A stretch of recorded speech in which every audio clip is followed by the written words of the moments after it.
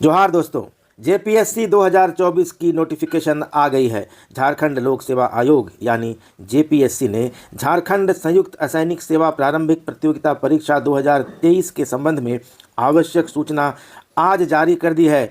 इस सूचना में कहा गया है कि झारखंड संयुक्त असैनिक सेवा प्रतियोगिता परीक्षा यानी Jharkhand combined civil services exam 2023 के माध्यम से राज्य सरकार के विभिन्न विभागों के अलग अलग सेवाओं और संवर्गों के लिए राज्य सरकार से प्राप्त कुल 342 रिक्तियों के आधार पर अर्हताधारी भारतीय नागरिकों से प्रारंभिक परीक्षा हेतु ऑनलाइन आवेदन आमंत्रित किए जाते हैं और आयोग की वेबसाइट www.jpsc.gov.in पर इसे देखा जा सकता है। तो जेपीएससी की वैकेंसी आ गई है।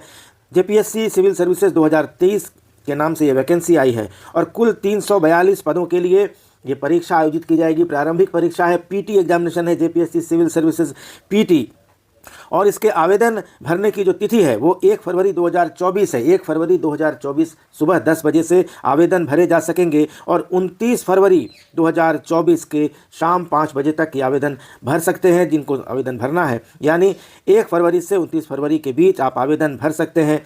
परीक्षा शुल्क भुगतान करने की अंतिम तारीख 1 मार्च 2024 शाम 5 बजे तक है। तो आप फॉर्म 29 फरवरी 2024 तक भर सकते हैं 5 बजे शाम तक, और परीक्षा शुल्क का भुगतान 1 मार्च 2024 शाम 5 बजे तक किया जा सकता है। परीक्षा की संभावित तिथि 17 मार्च 2024 है। तो जेपीएससी पीटी की संभावित तिथि 17 मार्च 2024 जेपीएससी ने आज अनाउंस कर दी है। और इसमें यह भी कहा गया है कि विज्ञापन से संबंधित किसी भी प्रकार की जानकारी के लिए आयोग के हेल्पलाइन नंबर जो दिए गए हैं 9431301636 और 9431301419 पर कार्य दिवस में पूर्वाह्न 10 बजे से शाम 5 बजे तक देखा जा सकता है। तो जेपीएससी की ये वैकेंसी आ गई है और जो तैयारी कर रहे थे छात्र, लंबे समय से यह मांग कर रहे थे, उनकी मांग आखिरकार पूरी हो गई है।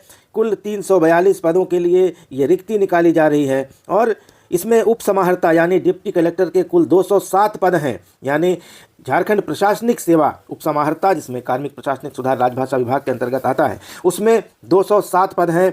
अनारक्षित पद 88 हैं। अनुसूचित जनजाति के लिए 57 पद, अनुसूचित जाति के लिए 17 पद, अति पिछड़ा के लिए 9 पद, पिछड़ा वर्ग एनेक्सर 2 यानी BC2 के लिए 16 पद और EWS यानी आर्थिक रूप से कमज़ोर वर्गों के लिए 20 पद हैं। आदिम जनजाति के लिए 1 पद, महिला के लिए सभी मिलाकर अनरिजर्व 4, SC 1, ST 3, BC2 1 और EWS 1 मिलाकर 10 पद। खिलाड़ियों के लिए 4 पद हैं। दृष्टिबाधित लोगों के लिए 2 पद हैं।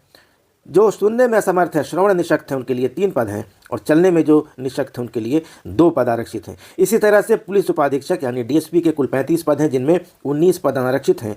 9 पद ST के लिए, 4 पद SC के लिए रिजर्व हैं। इसके अलावा EWS के लिए 3 पद रिजर्व इसमें किए गए हैं। इसके अलावा राज्य कर पदाधिकारी यानी स्टेट टैक्स डिपार्टमेंट में 56 पद हैं। काराधीक्षक के 2 पद हैं।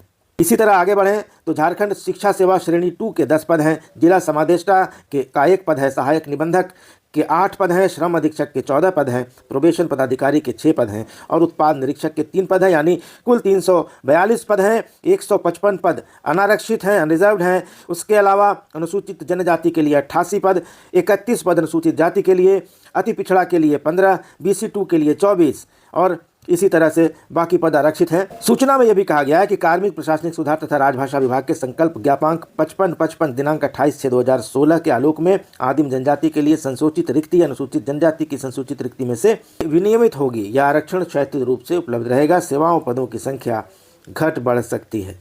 और इस तरह से उप समाहर्ता के का जो पदनाम है, डिप्टी कलेक्टर का जो झारखंड प्रशासनिक सेवा का पद है, इसका वेतनमान दिया गया है 9300 से 34,800, ग्रेड पे 5400। वही वेतनमान DSP का है। यानी सारे पदों पर एक समान वेतनमान है जो उप समाहर्ता से लेकर उत्पाद निरीक्षक तक का है।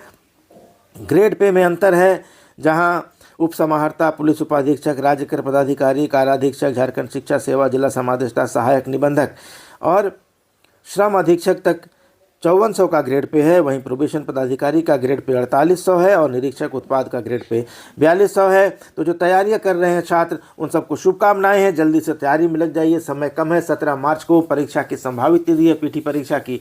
तो सभी को मेरी शुभकामनाएं।